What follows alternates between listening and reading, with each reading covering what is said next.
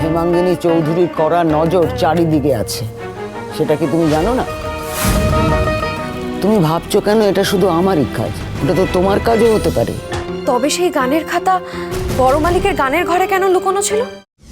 আচ্ছা, তুমি কি কথা বুঝতে পারছো না যে তোমার এই বাড়িতে টিকতে হলো বা জনের সঙ্গে সংসার করতে হলো, তাহলে হেমাঙ্গিনীর ওই ভালো মানুষের মুখোশটা তোমাকে টেনে খুলে দিতে হবে? জানি, সেটা আমি নিজে করব। বোকার মতো কথা বলো না। হেমাঙ্গিনী চৌধুরীর কড়া নজর চারিদিকে আছে, সেটা কি তুমি জানো না? আমার কথা মন দিয়ে শোনো। আমার মনে হয় হেম সুধাকরের ডায়েরিটা নষ্ট করে দিয়েছে, কিন্তু গানের খাতাটাকে কিছু করেনি। সেটা কেন হবে? যদি নষ্ট করার কথা ভাবেন তাহলে তো দুটোই করবেন। এক জায়গাতেই তো দুটো ছিল। সেটা হয়তো ছিল, কিন্তু গানের খাতাতে যে ওকে বিপদে ফেলার কিছু থাকতে পারে সেটা হেম আন্দাজ করবে না। না বড় মা, এটা কিন্তু আপনি খুব জোর করে ভাবছেন। তাছাড়া আমি আপনার আর কোনো কাজ করব না, এটা তো আমি আপনাকে বলেই দিলাম।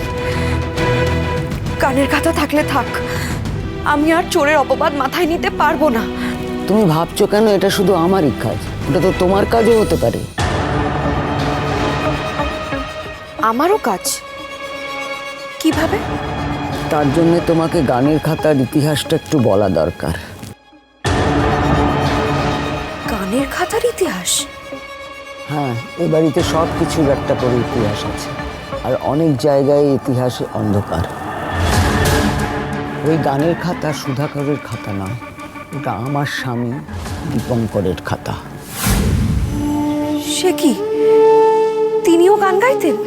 গান ওদের রক্তে, তবে দীপঙ্কর বেশিরভাগ সময় কাশিতে থাকতো। বাবা ভোলানাথের সেবা করেই ওর সময় কাটতো। ওখানে ওই জমি জমার দেখাশোনা করত আর সমাজ সেবা করত, আর বিধবা আশ্রমে মেয়েদের গান শেখাতো। অদ্ভুত মানুষ ছিল আমার স্বামী।